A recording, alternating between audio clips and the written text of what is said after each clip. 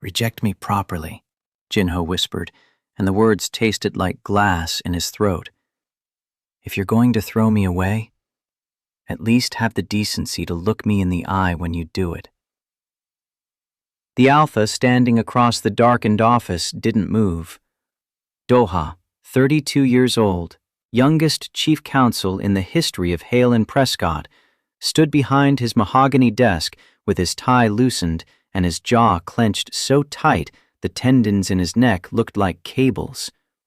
His scent, black coffee and burnt cedar, the kind of alpha pheromone cocktail that made omegas in a 3-block radius lose their train of thought, was flooding the room in waves that had nothing to do with attraction and everything to do with barely controlled devastation. I'm not throwing you away. Then what do you call signing dissolution papers behind my back? What do you call having your paralegal draft a bond severance petition without telling me? What do you call 3 weeks of sleeping in your office while I waited at home like some abandoned dog wondering what I did wrong? Doha's hand flexed against the desk. I call it protecting you. From what? From me. The bond mark on Jinho's neck, the crescent of raised tissue just above his collarbone where Doha's teeth had claimed him 14 months ago, began to pulse. Not the dull ache of separation anxiety, not the low hum of proximity recognition. This was something neither of them had ever felt before. A warmth so intense it was almost incandescent, spreading from the scar tissue outward like liquid light was pooling beneath his skin. Jinho's hand flew to his neck. What the? Doha's eyes went wide, because the bond mark wasn't just warm. It was glowing, visible through Jinho's fingers, a luminous gold that painted the shadows of the office in amber. That's impossible, Doha breathed. Bond marks don't. I know what bond marks don't do. Jinho's voice was shaking now, but not from fear, from fury, from the particular rage that belongs to someone who has spent 3 weeks in emotional freefall and just discovered that even his own biology refuses to let him grieve in peace. So either you explain what is happening to my body, or I'm walking out that door and finding a bond specialist who can. Doha took 1 step forward, and the mark blazed brighter. He stopped, stared at the gold light bleeding through Jinho's fingers, like his omega was holding a small sun against his throat. Don't move, Jinho said. Don't you dare come closer until you tell me the truth. But the truth was something Doha had been running from for 6 months, and running from it was what had brought them here, to this office, to this impossible light, to the fracture line between love and self-destruction, where everything was about to change. Hey, before we dive in, let me know in the comments where you are watching from. I read every comment. Now, sit back, relax, and enjoy today's story. 14 months earlier, Jinho had no intention of falling in love. He had a plan. The plan involved finishing his master's in forensic accounting at Columbia, passing the CPA exam on his first attempt, and leveraging his designation into exactly 0 professional conversations for the rest of his natural life. He was 26, whip smart, fluent in Korean and English, and an omega who had spent his entire adult life proving that his secondary gender was the least interesting thing about him. It wasn't that he was ashamed. It was that he was tired. Tired of the double takes when he walked into a meeting room smelling like white tea and fresh linen instead of the aggressive alpha musk that boardrooms expected. Tired of the assumptions. Can you take notes? Would you mind getting coffee? You seem stressed. Are you close to your cycle? He'd learned early that competence was the only armor that worked, so he'd made himself the most competent person in every room he entered. His apartment in Washington Heights was small, clean, and aggressively his. No nesting materials beyond a single weighted blanket, he told himself, was for temperature regulation. No alpha paraphernalia, no bonding magazines, No designation-specific anything. He lived like a beta by design and by stubbornness, and he was perfectly content. Until the envelope arrived. It was hand-delivered on a Tuesday morning in March by a courier in a suit that cost more than Jinho's rent. Inside was a cream-colored invitation with embossed gold lettering. Jinho barely glanced at it before recognition hit. The annual charity gala. His mother's event. Eunji, his mother, had remarried after Jinho's father died when he was 12. She'd married Richard, a Korean-American real estate developer who'd built half the luxury condominiums in Midtown Manhattan.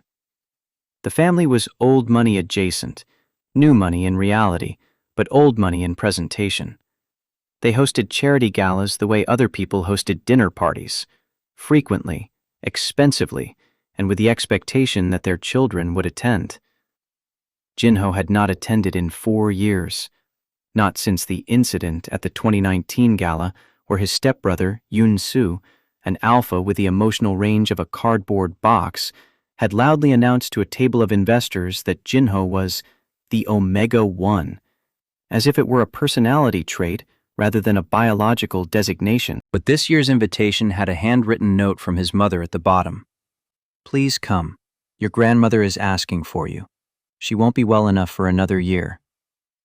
His grandmother, Hanmeoni, 81 years old and the only person in the household who had never once treated Jinho's designation as a footnote or a flaw. She called him her smart fox. She sent him homemade kimchi in glass jars wrapped in newspaper. She was the reason Jinho could still look at his family name without flinching. He went. The gala was held at the plaza, because of course it was. Jinho wore a charcoal suit he'd bought secondhand and tailored himself, a narrow tie, and scent neutralizers so aggressive that he might as well have been wrapped in cellophane. He looked sharp. He looked like he belonged. He looked like a man whose internal monologue was not screaming the entire time, which was its own kind of performance art. The first hour was manageable. He found his grandmother, tiny and luminous in a cream-colored dress, and spent 40 minutes at her side listening to her tell stories about growing up near the coast. She held his hand and called him her fox and pressed a folded bill into his palm when no one was looking. The second hour was less manageable. Yoon-soo found him. Jinho, you actually came. His stepbrother was 3 inches taller, 60 pounds heavier, and reeked of sandalwood and entitlement. Mom's been telling everyone you're studying accounting. Cute. Forensic accounting. The kind that puts people in prison. Relax, I'm being friendly. You're being loud. There's a difference. Yoon-soo's smile tightened. He leaned in close enough that Jinho could see the capillaries in his eyes. You know, you could try being a little more grateful. Dad's paying for your school. Dad's paying half my tuition because Mom asked him to. I'm paying the other half with loans and a job. And Richard isn't my dad. Whatever you say, little Omega. The words shouldn't have stung. Jinho had heard worse from strangers, but there was something about hearing it from someone who lived in the house he'd grown up in, slept in the room next to his, shared a last name, that scraped against a nerve he thought he'd cauterized years ago. He excused himself to the bar, ordered a sparkling water because he didn't drink at events where he needed to maintain control, which was every event. And that's when the scent hit him. Black coffee, burnt cedar, something darker underneath, like the last embers of a fire that had burned all night. It was the kind of alpha scent that didn't politely announce itself. It arrived like a verdict, final and unapologetic. Jinho's Omega instincts, the ones he kept locked in a basement of his consciousness, sat up so fast he got dizzy. He turned. The alpha was standing 3 feet away, also at the bar, also holding sparkling water, also looking like he would rather be literally anywhere else. He was Jinho's height, which was unusual for alphas. Lean rather than broad. Korean features, sharp and precise, like someone had drawn him with a fine-tipped pen and then decided symmetry was too predictable and added a barely there scar through his left eyebrow. Dark hair pushed back from his forehead. Eyes that were brown from a distance, but up close held flecks of something warm and golden that caught the light when he blinked. He was wearing a suit that actually fit him, which, at a room full of men in expensive clothes that hung wrong, was its own kind of declaration. And he was staring at Jinho with an expression that could only be described as startled recognition. Not, "I know you" recognition. The other kind. The biological kind. The kind that made every hair on Jinho's arms stand up. The alpha recovered first, barely. "Are you all right?" "Fine." Jinho's voice came out 2 octaves higher than intended. He cleared his throat. "I'm fine." "You look like you've seen something alarming." "Just the catering. The shrimp toast situation is criminal." The alpha's mouth twitched, not quite a smile. "Doha." "Jinho." "You're with the family?" "By unfortunate association." Now Doha did smile. It was brief, controlled, and devastating. "I'm here because Richard is a client. His real estate contracts go through my firm." "Hale and Prescott." Doha's eyebrow, the one with the scar, rose slightly. "You know corporate law firms?" "I'm studying forensic accounting. Knowing which firms handle which clients is literally my job description." "Your future job description?" "My current one. I'm interning at the DA's office." Something shifted in Doha's expression. The polite interest sharpened into genuine curiosity. "White-collar division?" "Financial crimes." "Interesting." He said it like he meant it, which Jinho was not accustomed to. Most alphas at events like this responded to his career ambitions with some version of, "But don't you want a family?" Doha responded like he'd just been told something worth knowing. They talked for 40 minutes.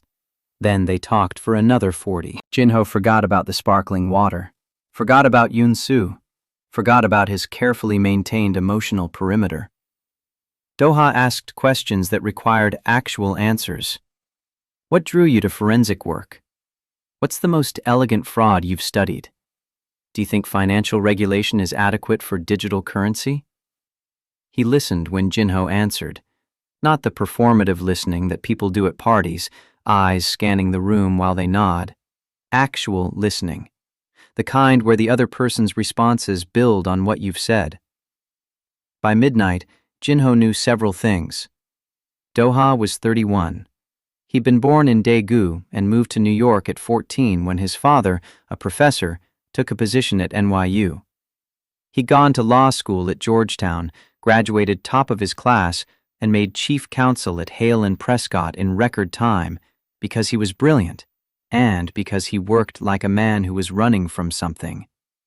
He was an alpha who never mentioned his designation unprompted. He drank black coffee like it was oxygen, and his scent, up close, had a warmth underneath the coffee and cedar that smelled like safety and tasted like trouble.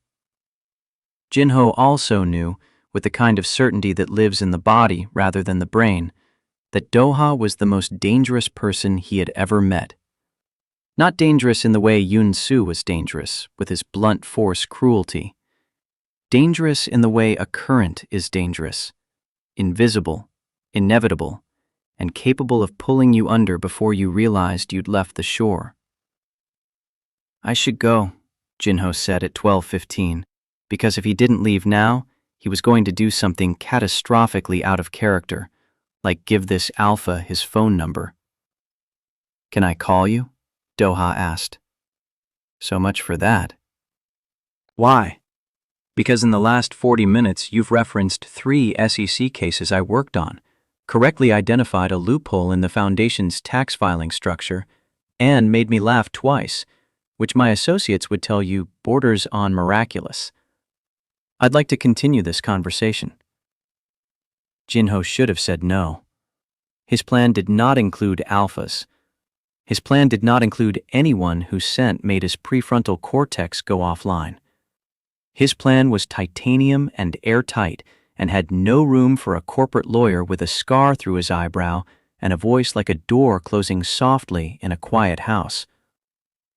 He gave Doha his number. The first date was coffee.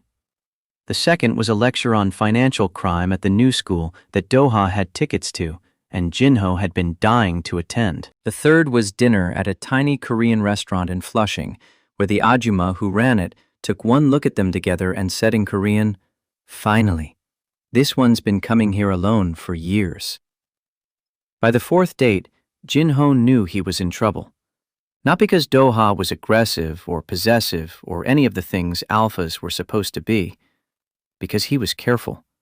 Careful with his words, careful with his scent, careful with the way he navigated the space between them, always leaving room for Jinho to advance or retreat.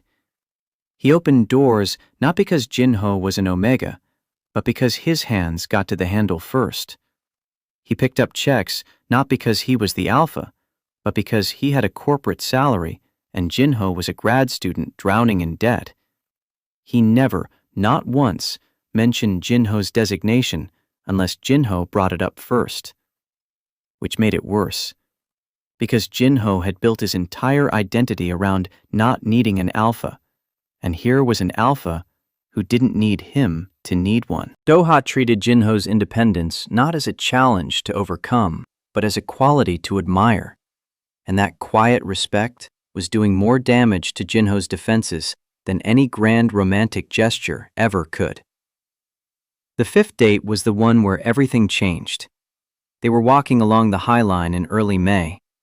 The city was doing that thing it does in spring where everything smells like wet concrete and flowering trees and possibility. Jinho was talking about a case study involving a Ponzi scheme structured through a series of shell companies when Doha stopped walking. "What?" Jinho asked. "Nothing.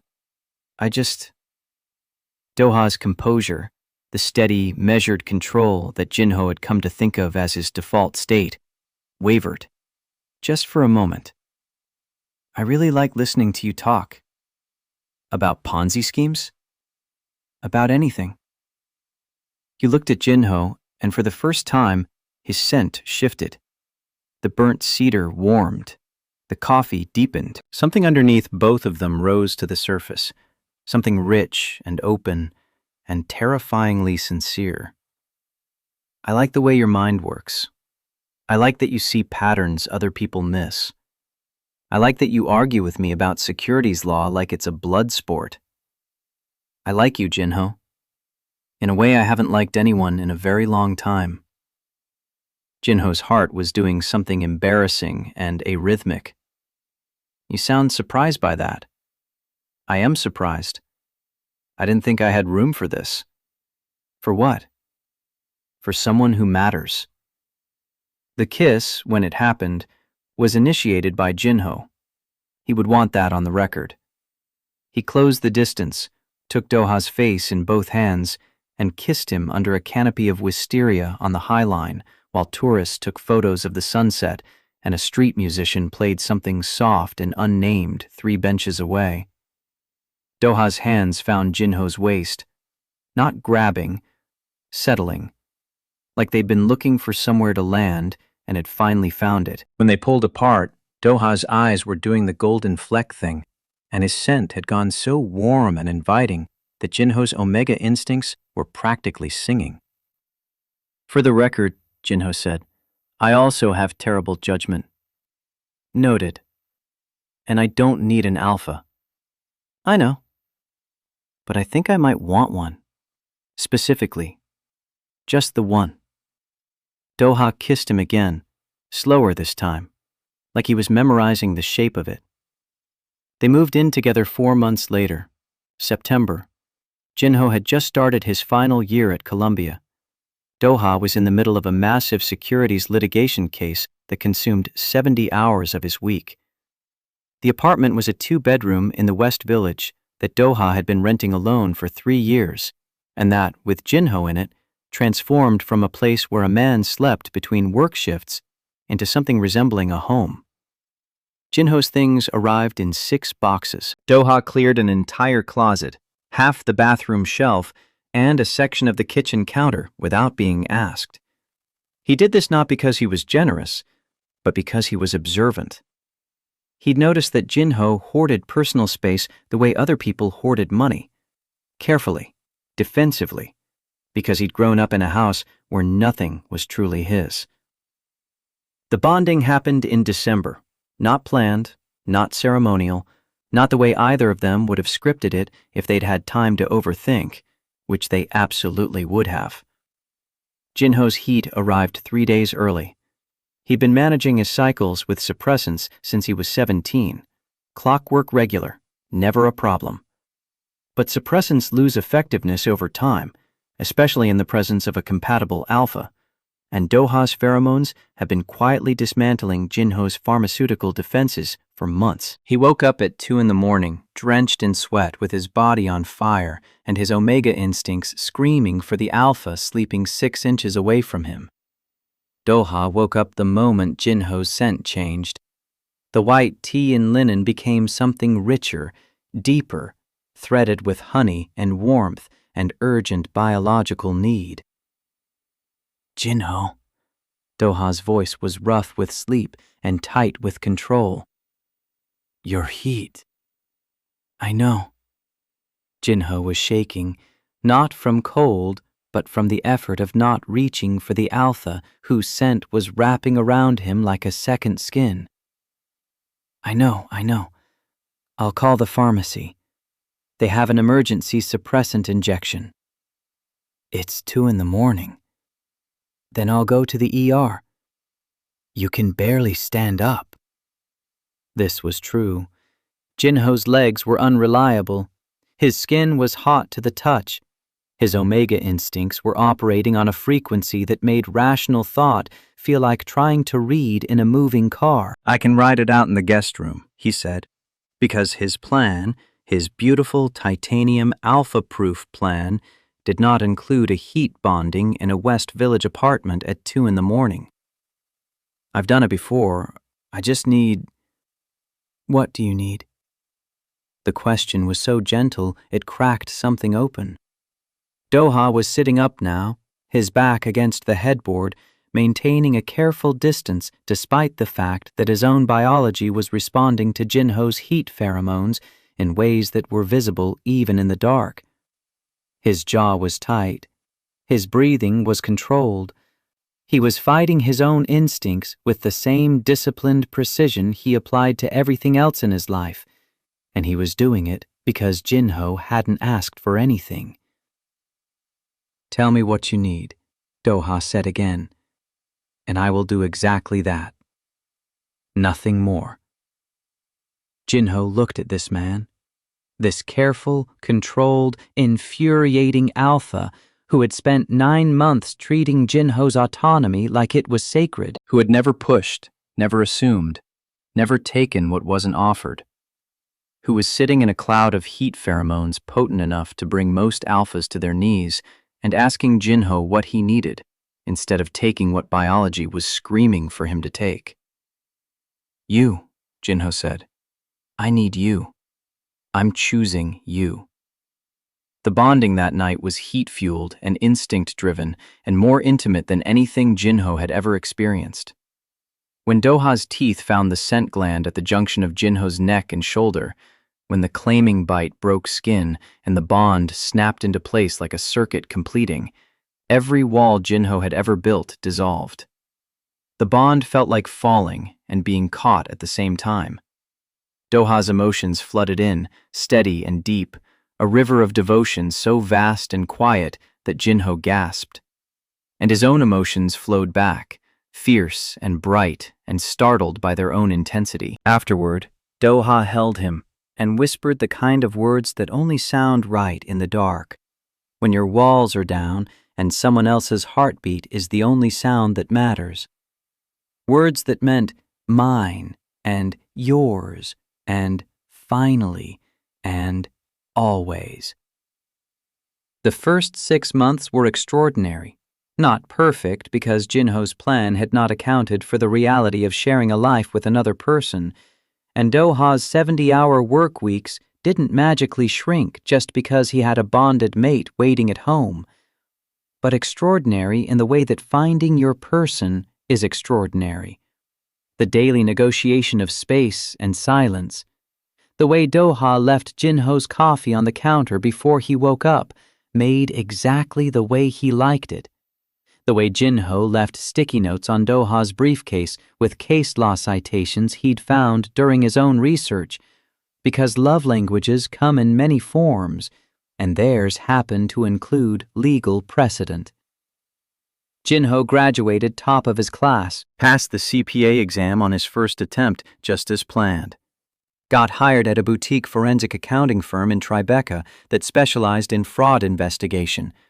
His boss was a beta woman named Catherine, who told him during his interview that she didn't care about his designation, his cycle schedule, or his bond mark. She cared about whether he could follow money through 17 layers of corporate obfuscation. And could he? He could. Life was good. Life was better than the plan had promised. And then, around the 8-month mark, Doha started changing. It was subtle at first, the kind of changes that only a bonded mate would notice. A tension in his shoulders that didn't dissipate with sleep. A distraction behind his eyes during dinner, like he was running calculations in a parallel dimension. His scent, normally a steady broadcast of warmth and control, began carrying undertones of something metallic, something sharp. Jinho knew what that smell was because he'd studied it. Cortisol, chronic stress. The biochemical signature of a man under sustained pressure who is refusing to acknowledge it. "Something's wrong at work," Jinho said one night in August, 10 months after the bonding. "It's fine. Your scent says otherwise." "My scent is not a diagnostic tool. Actually, biochemically, it literally is." Doha looked at him. There was something in his eyes that Jinho couldn't quite identify. Not irritation, not dismissal. Something closer to fear, wearing a mask of composure. "There's a case," Doha said carefully. "It's complicated. I can't discuss it." "Attorney-client privilege, I know." "Then you know I can't tell you. I'm not asking for details. I'm asking if you're okay." A pause, the kind that holds more information than words. "I will be," Doha said. And that was the last honest thing he said about work for the next 4 months. The deterioration was gradual enough to be deniable and fast enough to be devastating. By month 10, Doha was sleeping at the office 3 nights a week. By month 11, conversations at home had become exercises in surface-level choreography. "How was your day?" "Fine." "How was yours?" "Busy." "Dinner?" "Not hungry."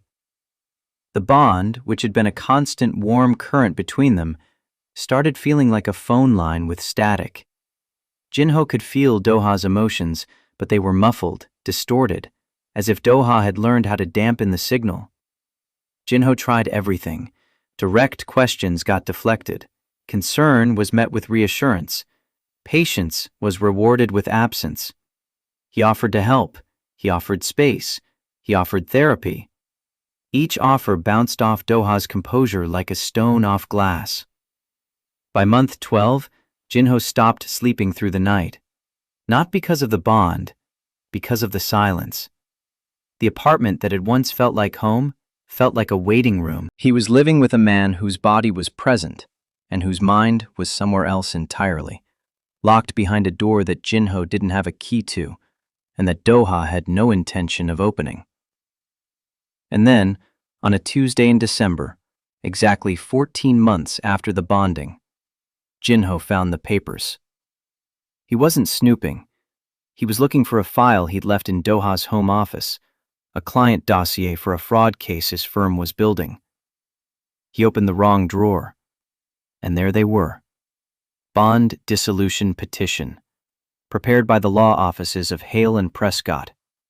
Petitioner, Doha. The document was unsigned, but it was complete. Every line filled in. Every legal requirement met. Ready to file. Jinho read it 3 times, not because he didn't understand the words, but because his brain refused to process them. His alpha, his bonded mate, the man who had bitten into his neck 14 months ago and promised forever, through the chemical language of a claiming bond, had drafted legal paperwork to sever that bond. Without telling him, without discussing it, without even the basic human decency of a conversation. The bond mark on his neck pulsed with confusion, picking up Doha's emotional state through the weakened connection. And what Jinho felt from the other end was not the cold detachment of a man who had fallen out of love. It was anguish. Raw, howling, desperate anguish, buried so deep under composure that only the bond could find it. Which meant Doha wasn't trying to leave because he didn't love Jinho. He was trying to leave because he did. And that made it so much worse. Jinho put the papers back exactly as he'd found them, closed the drawer, walked to the living room, sat on the couch, and for the first time since he was 12 years old, standing in a hospital hallway being told his father was gone, Jinho had absolutely no plan. 3 days later, he went to Doha's office. He didn't call ahead, didn't text. Took the subway to Midtown, walked into the lobby of the building where Hale and Prescott occupied floors 30 through 34, told the security guard he was there to see the chief counsel and that he was his bonded mate, and watched the guard's expression cycle through surprise, discomfort, and compliance in under 3 seconds. The elevator ride to 32 was the longest 90 seconds of his life. Doha's office was at the end of a corridor lined with glass-walled conference rooms and the quiet industriousness of people billing $400 an hour. His assistant, a young beta named Marcus, looked up as Jinho approached. "Jinho, he's in his office, but he's—" "I know." He didn't knock. He opened the door, stepped inside, and closed it behind him. Doha was standing at the window. The city stretched out below him, millions of lives in motion, none of them relevant to the detonation about to happen in this room. He turned when the door closed, and the expression on his face was the expression of a man who has been waiting for a blow to land and has finally heard it coming. "You found them," he said, not a question. "3 days ago. I was going to tell you." "When? Before or after you filed?" Doha's composure cracked. Just a fracture, a hairline split in the carefully maintained surface. "I was never going to file without telling you." "But you were going to file." Silence. "Why?" Jinho's voice was steady because steadiness was the only thing he had left. "Look at me and tell me why. Because the bond is telling me you still love me, and the papers in your drawer are telling me you want to leave. And I need you to reconcile those 2 facts, or I am going to lose my mind." "Sit down." "I don't want to sit down." "Jinho, please." "No. You don't get to manage this. You don't get to control the terms of your own abandonment. You stand there and you tell me the truth right now, or I walk out of this building and the next time you hear from me, it will be through my own attorney." Doha flinched. Not a large movement, a contraction of something behind his ribs that the bond transmitted with perfect clarity. Pain. Not at the threat, but at the image. Jinho with his own lawyer. Jinho across a mediation table. The dissolution of everything they'd built, formalized in language designed to make love sound like a contractual dispute. 6 months ago, Doha said quietly, I was assigned to represent a client. Mercer Dynamics, defense contractor. The firm has handled their business for years. Standard corporate stuff. Mergers, compliance. But this engagement was different. He paused. His scent shifted. The metallic edge sharpened. They asked me to structure a series of transactions that would, on the surface, look like routine subsidiary formations, shell companies, holding structures, layered ownership, the kind of thing that's perfectly legal in most contexts. He met Jinho's eyes. But the money flow didn't make sense. The subsidiaries had no operational purpose. The beneficiaries were obscured behind layers of trusts registered in jurisdictions known for opacity. Jinho's forensic accounting brain engaged despite itself. You're describing a money laundering architecture? Yes. For a defense contractor? Yes. Which means the money being laundered is either from arms sales or government contracts. Both. The room felt smaller. The city outside the window felt irrelevant. I flagged it internally, Doha continued. Went to the senior partners, told them what I'd found, and they told me in very clear terms that the client's business was not my concern, that my job was to execute the legal structure as requested, and that if I had a problem with that, I should remember that Hale and Prescott had invested significantly in my career, and that gratitude sometimes requires discretion. They threatened you. They reminded me of my position, which is a different word for the same thing. So you're laundering money for a defense contractor under duress. I'm trapped in a legal and professional cage that I built for myself by being too good at my job and too naive about the people I work for. His voice was raw.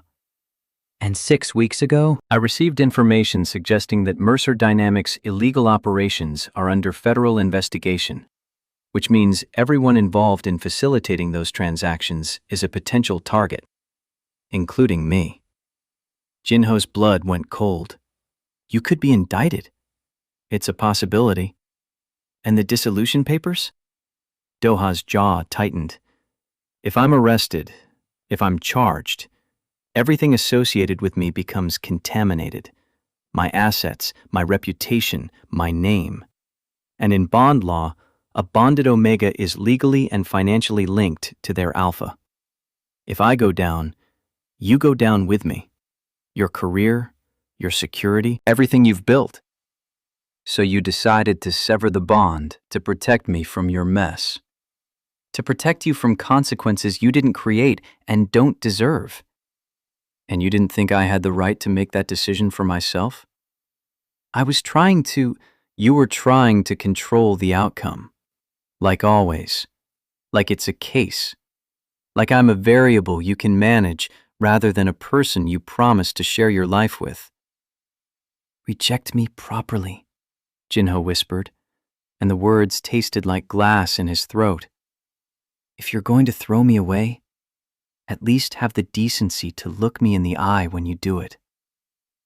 I'm not throwing you away. Then what do you call signing dissolution papers behind my back? And that was when the bond mark began to glow. Wow, you've made it this far.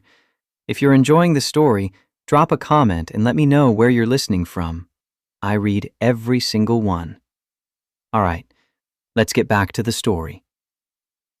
The light lasted 11 seconds. Jinho counted because his mind needed something quantifiable to hold on to while his body did something impossible. 11 seconds of gold luminescence emanating from the bond mark on his neck. 11 seconds of warmth so intense it should have been painful, but wasn't.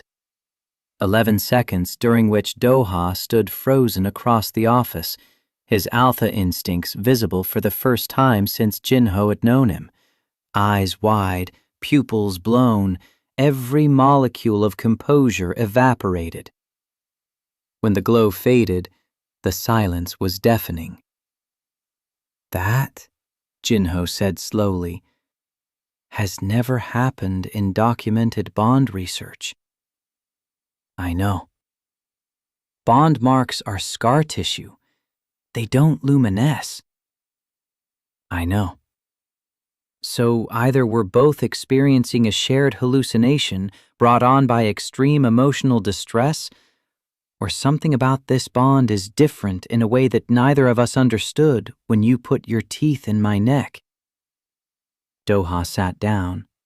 Not in his office chair, not behind his desk. He sat on the edge of the low couch against the wall, like a man whose legs had simply decided they were done. I need to tell you something else, he said. There's more? There's always more. That's the problem. He pressed his palms against his eyes. Do you remember the night we bonded? The heat came early. Obviously. Your suppressants failed, 3 days ahead of schedule, which your doctor said was unusual but not unheard of in the presence of a highly compatible alpha. I remember. What your doctor didn't test for, because there was no reason to, was why the compatibility was that extreme. I had it tested 6 weeks ago, after I started looking into the dissolution process. Jinho's stomach dropped. What did you find? Doha lowered his hands. His eyes were red. We're scent-matched, Jinho. Not just compatible. Matched. True mates. The genetic markers, the pheromone receptor alignment, the bonding hormone ratios. All of it. The words landed like stones in still water, and the ripples spread outward through everything Jinho thought he knew about their relationship. True mates. The thing that showed up in biology textbooks with disclaimers about statistical improbability.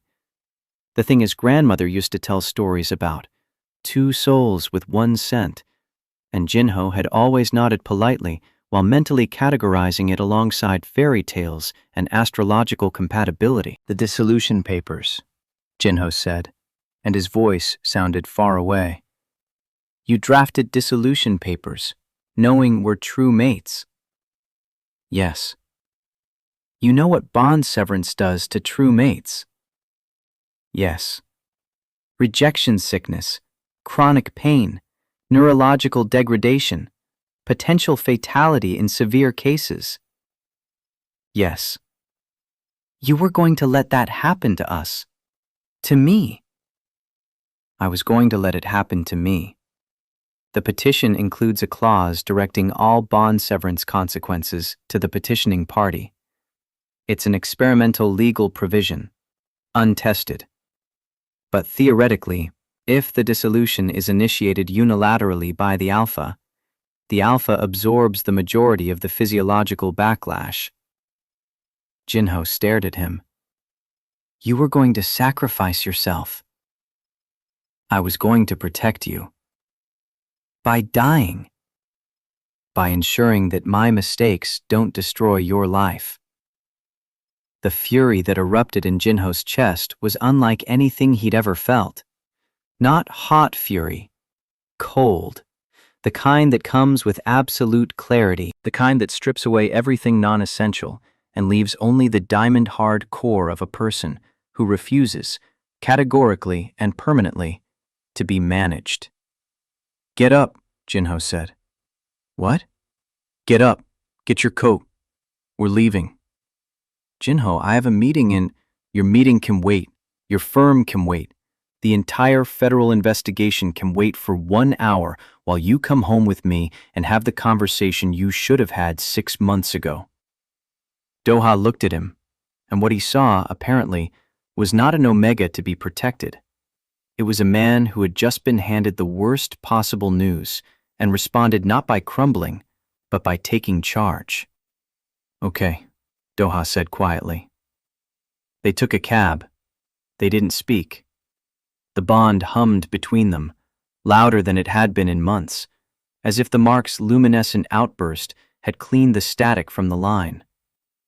Jinho could feel Doha's emotions with brutal clarity now.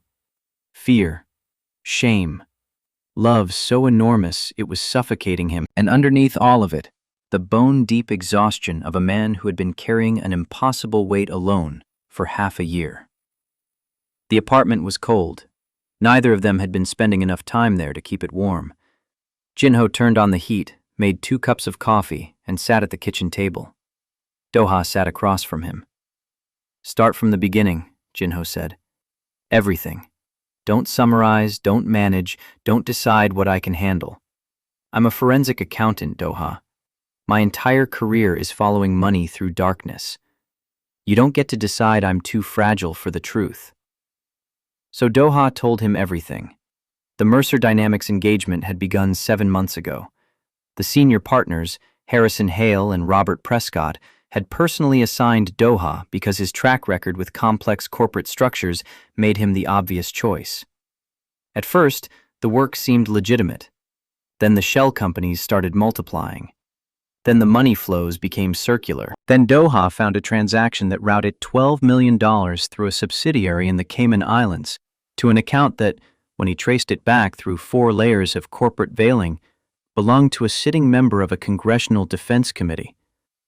He'd gone to the partners. They told him to stop digging. He'd kept digging anyway, because Doha was constitutionally incapable of ignoring a problem he'd identified, which was his greatest strength and his most dangerous flaw. What he'd found was a corruption network that ran from Mercer Dynamics through Hale and Prescott to at least 3 government officials. The firm wasn't just facilitating money laundering, they were complicit. Senior partners were taking payments, and the legal structures Doha had built, the ones with his name on them, were the architecture making all of it possible. "I built the machine," Doha said, his hands wrapped around his coffee cup like it was a lifeline, without knowing what it was for. And now my fingerprints are on every piece of it. Jinho's mind was already working, not emotionally, professionally. This was what he did. This was what he was built for. "The federal investigation," he said. "How sure are you?" "A colleague at another firm, someone I trust, told me the DOJ has been building a case for over a year. They have cooperating witnesses. They have financial records. It's a matter of time. And when it comes, anyone associated with the Mercer transactions is a target. Yes, including you. Especially me. I'm the architect. On paper, I look like the mastermind. But you're not. The evidence doesn't know that." Jinho set down his coffee. "Here's what's going to happen. You're going to stop making decisions about our bond based on your guilt. You're going to stop drafting dissolution papers like some kind of martyrdom exit strategy. And you're going to let me help you, because I am quite literally a trained professional in exactly the kind of financial crime you're describing. And if you had told me 6 months ago, we could have built a defense by now instead of sitting here with the walls closing in." Doha's expression was something Jinho had never seen on him before. Stripped of composure, stripped of control, stripped of the careful armor he wore like a second skin. He looked like a man seeing sunlight after months underground. "You're not leaving," Doha said. Not a question, a realization. "I'm not leaving. Even knowing what this could cost you? Especially knowing that, because you tried to make this decision for me, and I need you to understand something fundamental about who I am." Jinho leaned forward. "I am not a variable in your equation. I am not a factor to be optimized. I am your bonded mate, your true mate, apparently. And when I stood in our bedroom 14 months ago and said, 'I choose you,' that was not a conditional statement. It did not come with an escape clause for when things get difficult. You are stuck with me, Doha, and I am going to help you burn this entire corrupt structure to the ground. Not because I'm your omega, because I'm a forensic accountant, and this is the most interesting case I've ever seen." The bond mark pulsed, not glowing this time, but warm, affirming, as if the biological connection between them recognized what was happening and approved. Doha's hand reached across the table. Jinho took it. "I'm sorry," Doha whispered. "For the silence, for the papers, for trying to protect you by pushing you away. You should be sorry. It was stupid. It was. And arrogant. That too." And if you ever draft legal paperwork about our relationship without consulting me again, I will find a way to make your bar exam results retroactively invalid. I don't think that's legally possible. Try me. The almost smile. The one Jinho had fallen in love with. The one he hadn't seen in months. It flickered across Doha's face like a match striking in a dark room. What now? Doha asked. Now, Jinho said, squeezing his hand. We work. You're going to tell me every detail of the Mercer Dynamics transactions. Every name, every account, every wire transfer. And I'm going to build you a forensic defense that makes the DOJ realize you're an asset, not a target. That could take weeks. Then we'd better start tonight. They cleared the kitchen table. Jinho pulled out his laptop. Doha began pulling files from his briefcase, documents he'd been smuggling home for weeks in preparation for a legal battle he'd been planning to fight alone. By midnight, the table was covered in paper. Transaction records, corporate formation documents, wire transfer confirmations. Jinho worked through them with the systematic intensity of a bomb disposal technician, tracing money flows, identifying inconsistencies, building a timeline that would eventually become the backbone of Doha's defense. At one point, around 2 a.m, Doha looked up from a document and watched Jinho work. The Omega's brow was furrowed, his glasses slightly askew, his pen moving across a notepad in a shorthand that only he could read. His scent, usually so carefully neutralized, had relaxed into its natural state, white tea and linen, with something new underneath, something determined. What? Jinho asked without looking up. Nothing. But the bond transmitted what Doha wouldn't say. Gratitude so enormous it didn't fit in words. And love, the steady, deep, current-strong kind that had been there all along, buried under 6 months of fear and terrible choices. They worked until dawn, and when the first gray light of a December morning filtered through the windows, Jinho had the beginning of a timeline, the outline of a defense strategy, and the bone-deep certainty that whatever came next, they would face it together. The bond mark on his neck was warm, not glowing, just warm, like a promise keeping itself. The defense took 3 weeks to build, 3 weeks of late nights, cold coffee, and Jinho's handwriting covering every available surface.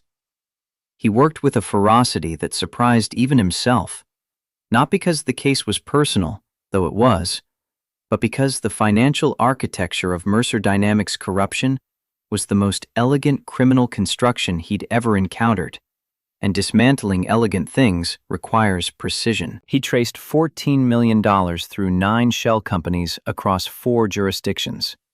He identified 3 separate transaction chains that bypassed reporting thresholds by splitting wire transfers into amounts just below the federal notification limit. He mapped the money to its ultimate beneficiaries and cross-referenced those names with public records until the picture became clear. Doha had been used. Deliberately, systematically, and with full knowledge by the senior partners. They'd assigned him to Mercer specifically because his work was impeccable. His legal structures didn't have holes. His documentation was thorough. Which meant when the investigation came, Doha's name on the documents would be the most convincing evidence of sophisticated criminal intent. Not because he was guilty, but because his work was too good to look accidental. They set you up as the fall guy, Jinho told him on a Tuesday evening, laying out the evidence on the kitchen table like a prosecutor presenting to a jury. 18 months before the investigation started. They knew it was coming. They needed someone credible to take the blame, and you walked right into it because you trusted the people you worked for. Doha sat very still. The bond transmitted something Jinho had never felt from him before. Not anger, not fear. Betrayal. The specific, nauseating shock of realizing that people you respected had been engineering your destruction while smiling at you across conference tables. Harrison Hale recruited me out of law school, Doha said quietly. Personally. Took me to dinner. Told me I reminded him of himself at my age. He was grooming an alibi. I know that now. Jinho reached across the table and took Doha's hand. The bond mark flared warm, not luminescent, but warm. It had been doing that more frequently since the night in the office. Small pulses of heat that seemed to correlate with moments of emotional honesty between them, as if the bond itself was tracking their progress and rewarding transparency. "We have enough," Jinho said. "My timeline proves you were assigned the Mercer engagement after the criminal activity was already underway. The internal emails you preserved show you flagged the irregularities. And my financial analysis demonstrates that the transaction architecture, while built by you, was modified after your initial work by someone with different access credentials. Someone changed your structures to enable the illegal flows." "Who?" "Robert Prescott. His fingerprints are all over the modified documents. He used your foundation and added the criminal components himself." The realization settled over Doha like a physical weight. He used my work as a framework for his crimes, and made sure you'd be the one holding the bag when it all collapsed. They went to the DOJ on a Thursday morning in January, 15 months after the bonding, 3 weeks after the bond mark first glowed. Jinho had compiled a forensic report that was, by any professional standard, a masterwork. 73 pages of financial analysis, transaction mapping, and evidentiary timelines that not only exonerated Doha, but provided the DOJ with a complete roadmap of the corruption network. The assistant U.S. attorney who reviewed the report was a woman named Sandra, who had been working the Mercer case for 14 months and was, in her own words, missing exactly the kind of inside documentation that Jinho had just handed her. "Your mate built this?" she asked Doha, flipping through the pages. "My mate is a forensic accountant." "Your mate just saved your career and probably gave us 6 months we didn't have. We were building from the outside in. This gives us the inside." They offered Doha cooperating witness status, full immunity in exchange for testimony. He accepted. And when the formal agreement was signed, when the legal machinery that would eventually bring down Hale, Prescott, and Mercer Dynamics began to turn, Doha sat in the back of a cab with Jinho and cried. Not dramatically, not with sound. Tears running silently down his face while he stared out the window at a city that looked exactly the same as it had 3 hours ago, but wasn't. Jinho didn't say anything. He just held Doha's hand and let the bond carry what words couldn't. The retaliation came 10 days later. Jinho was at work when his phone rang. Catherine, his boss at the forensic accounting firm. Her voice was careful in a way that made Jinho's stomach drop before she said a single word. "Jinho, I need you to come to my office." When he arrived, there was a man sitting across from Catherine's desk. Mid-50s, silver hair, a suit that cost more than Jinho's monthly salary. His scent was alpha, expensive cologne barely masking something cold and calculated underneath. "This is Gerald," Catherine said. "He's a partner at Patterson and Whitney. They represent Mercer Dynamics." "I know who they are." Jinho's voice was steady. "They represent Mercer Dynamics." Gerald's smile was the kind that never reached his eyes. "I'll be brief. It's come to our attention that you compiled a forensic report that was submitted to the Department of Justice in connection with an ongoing investigation involving our client. I compiled a defense analysis for my bonded mate, who is a cooperating witness. You compiled a document that materially damages our client's legal position, using information obtained through your personal relationship with a Hale and Prescott attorney, which raises significant questions about conflicts of interest, unauthorized disclosure, and potential violations of professional ethics. The implication was clear. They weren't coming for Doha anymore. They were coming for Jinho. "We filed a formal complaint with the CPA board regarding your conduct," Gerald continued. And we've informed your firm's compliance department that your continued employment creates a liability exposure that any responsible managing partner would want to address. He looked at Catherine. Catherine looked at her desk. "I'm sorry, Jinho," she said. And he knew, before she finished the sentence, what was coming. "I have to put you on administrative leave pending the review." The cab ride home was the worst 20 minutes of Jinho's life. Not because of the leave. He could fight the ethics complaint. The analysis he'd done was within his professional scope, performed on behalf of a client, his own bonded mate, and using information Doha had legal authority to share. The complaint was a harassment tactic, not a legitimate grievance. He could win.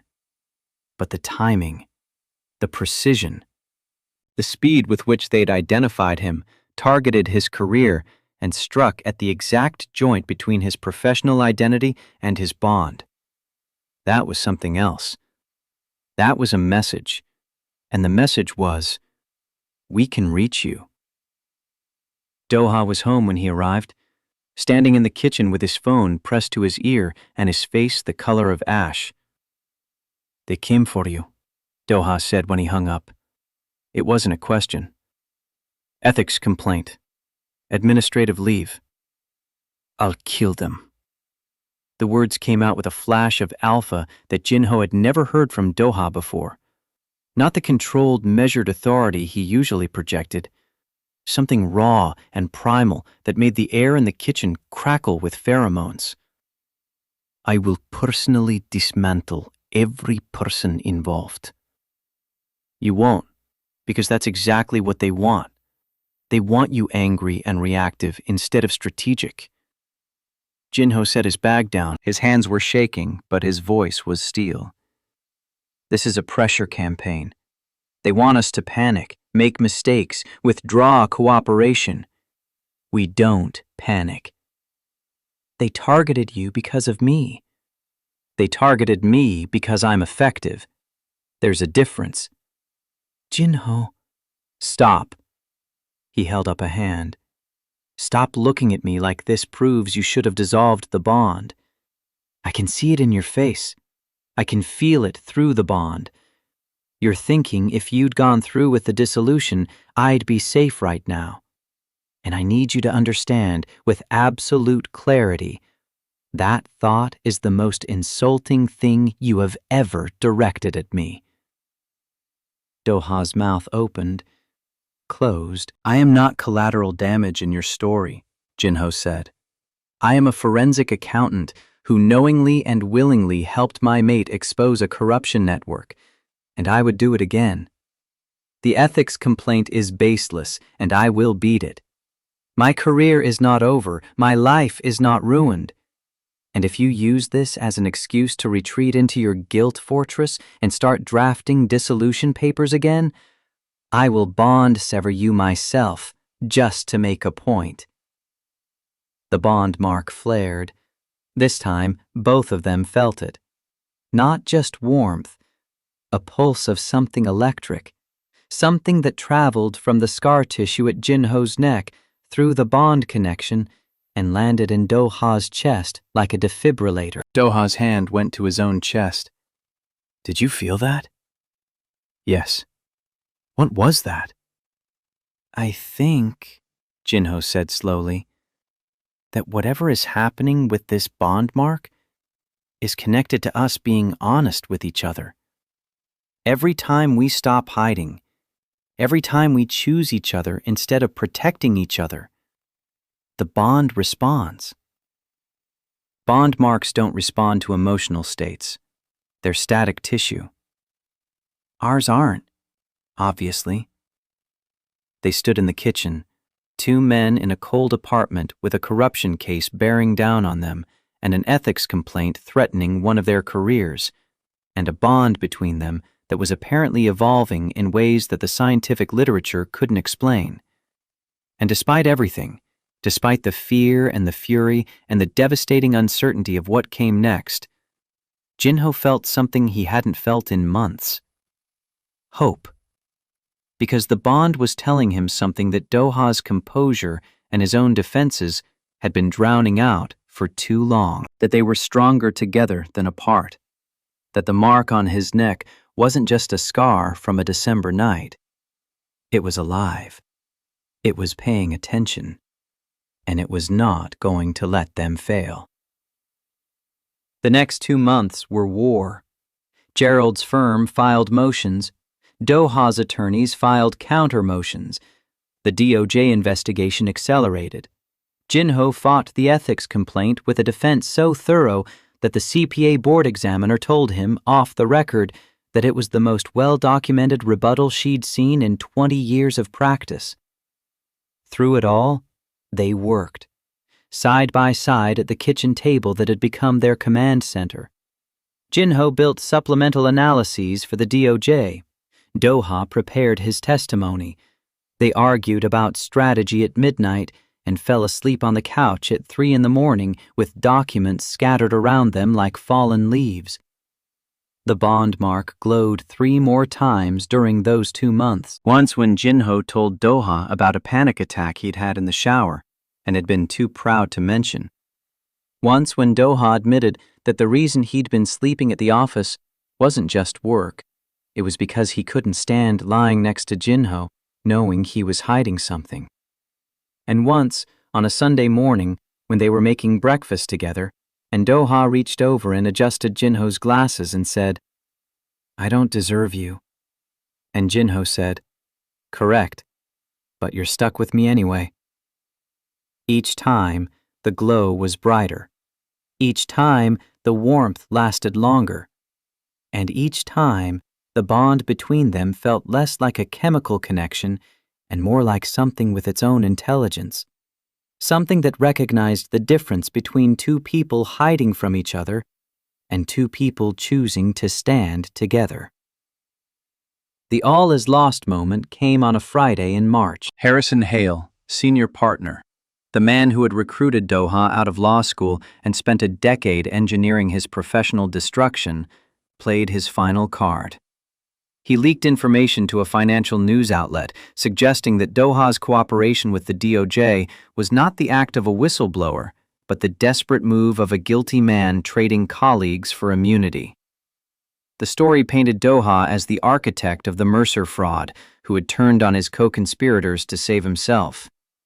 The article ran on a Friday morning. By Friday afternoon, it had been picked up by every major outlet. By Friday evening, Jinho's phone was ringing with calls from Columbia classmates, former colleagues, his mother. By Saturday morning, someone had spray-painted the word "rat" on their apartment door.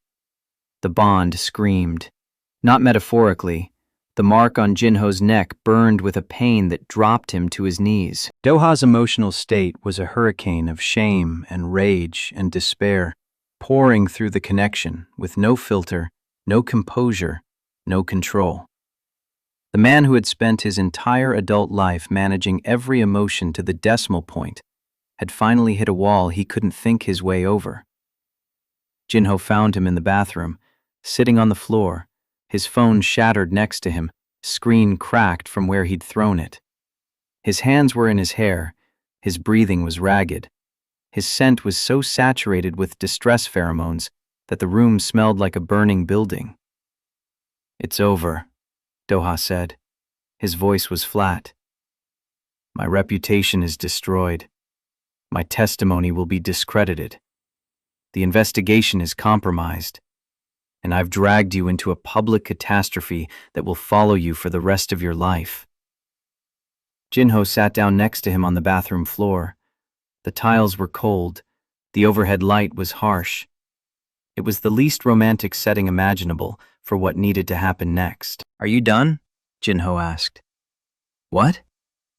Are you done with the self-destruction spiral? Because I need you to be done so we can figure out how to fix this." "It can't be fixed." "Everything can be fixed. I fix financial crimes for a living. A hit piece in a news outlet is child's play compared to a $12 million fraud network. This isn't a financial problem. It's a narrative problem, which is adjacent."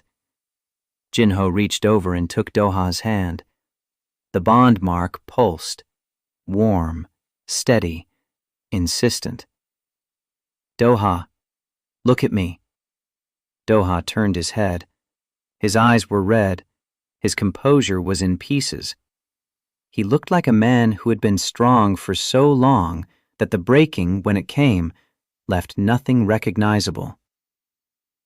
"I love you," Jinho said, simply, without qualification, without the forensic precision he usually applied to emotional statements. "I love you, and this is not the end. It's the crisis before the resolution. Every Korean drama you've ever watched has this exact moment, the part where everything looks impossible, and then the leads find a way because they choose each other over the catastrophe. This isn't a drama. No, it's harder than a drama, and we're doing it anyway." The bond mark blazed, not pulsed, not warmed, blazed. Gold light poured from Jinho's neck, brighter than it had ever been, bright enough to cast shadows on the bathroom walls. And for the first time, Doha's neck lit up too. His own bond mark, the mirror scar where Jinho had bitten him during the claiming, began to glow with the same impossible luminescence. They stared at each other, two men on a cold bathroom floor, lit up like they'd swallowed stars. "What is happening to us?" Doha breathed. Jinho looked down at their joined hands. The light from both marks was bleeding down their arms, following the paths of their veins like bioluminescent rivers flowing toward the place where their fingers intertwined. "I think the bond is telling us something," Jinho said. "What?" "That it's not going to let us dissolve it.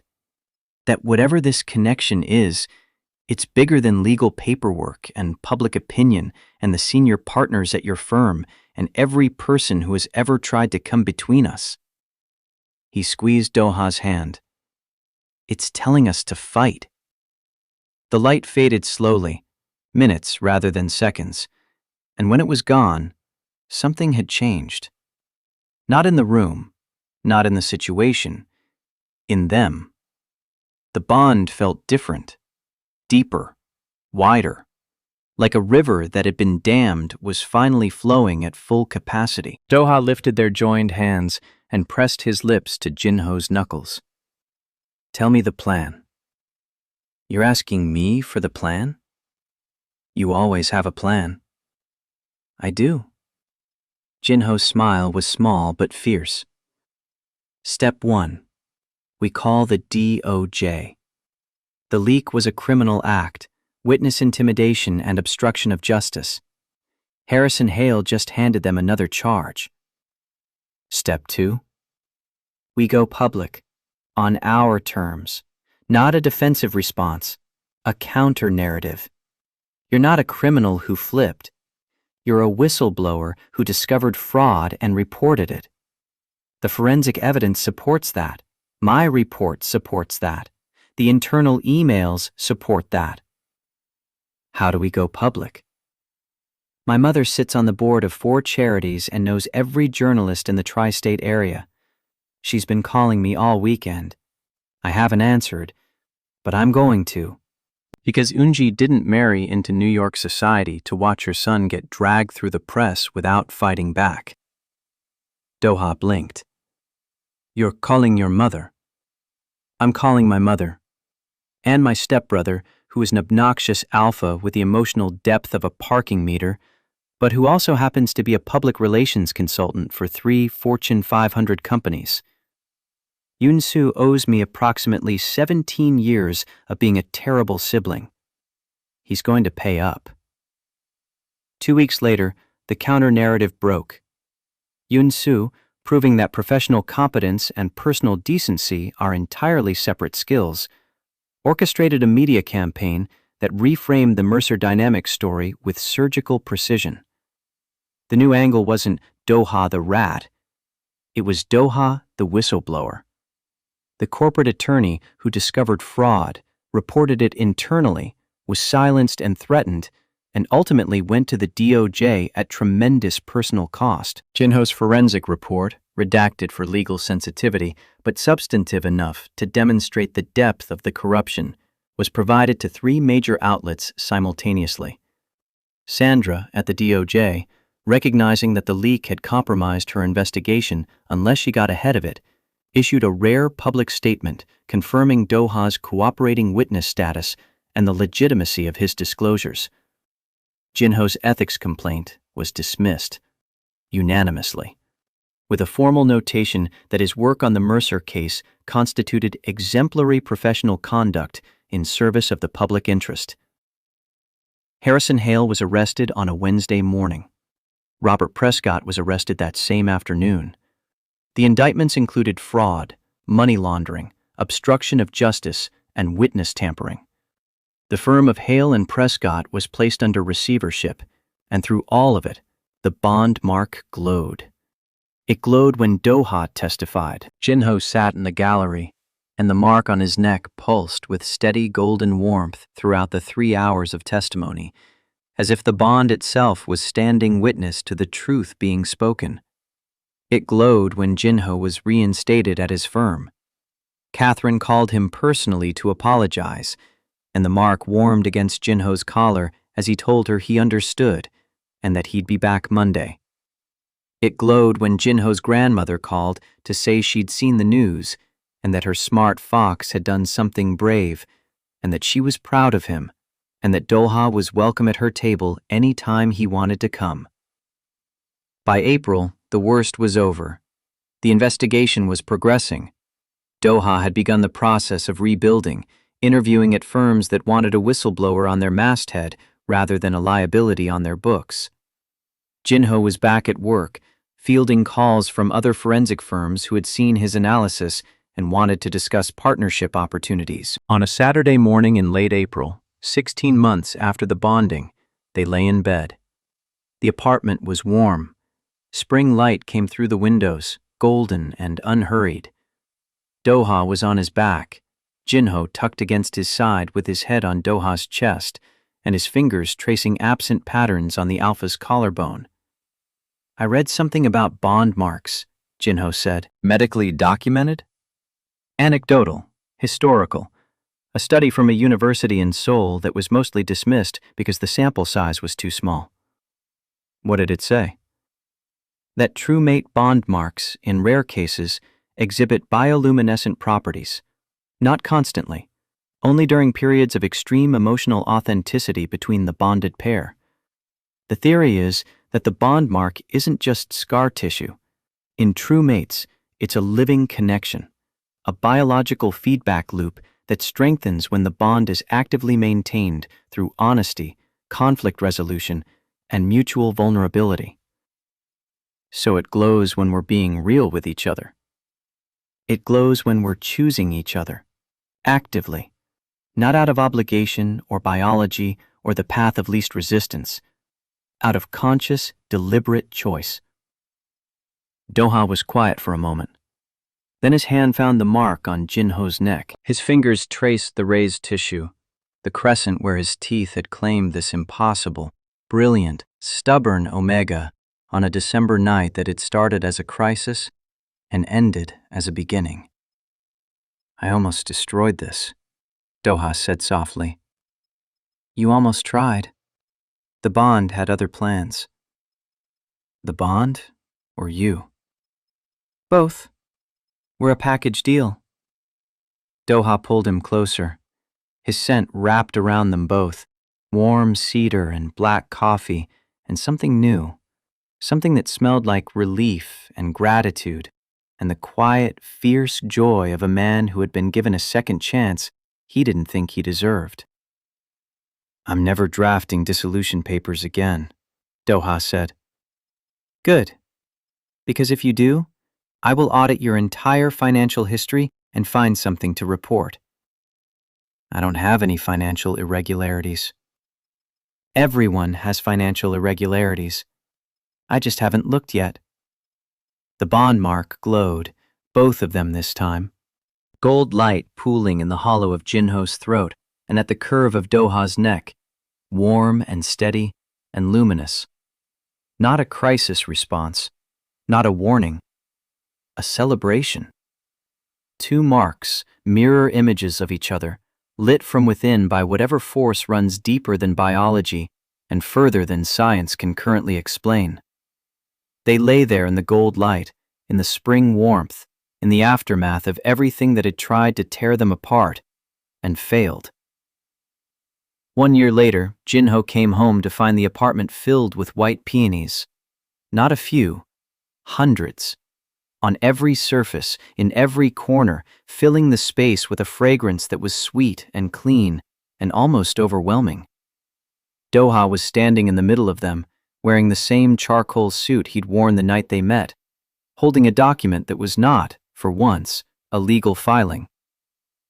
"What is this?" Jinho asked from the doorway. "A renewal petition, for our bond." Doha held it up. "Some bonded mates choose to renew their claims after surviving something that nearly broke them. It's not a legal requirement. It's a choice. You want to bond again. I want to choose you again. Properly this time. Not in a heat. Not because biology demanded it. Because I am standing here, fully rational, completely in love with you, and asking you to let me put my teeth in your neck one more time." Jinho crossed the room. He took the document from Doha's hands, set it on the counter, and kissed him. The bond marks ignited. Not a glow, not a pulse. A blaze of gold that filled the apartment like sunrise, bright enough to be seen from the street, bright enough that their neighbor would later knock on the door to ask if everything was all right. Everything was. Everything finally, permanently, luminously was. The end. Thank you for listening. If you enjoyed the story, tell me your thoughts in the comments. I'd love to hear from you. Until next time.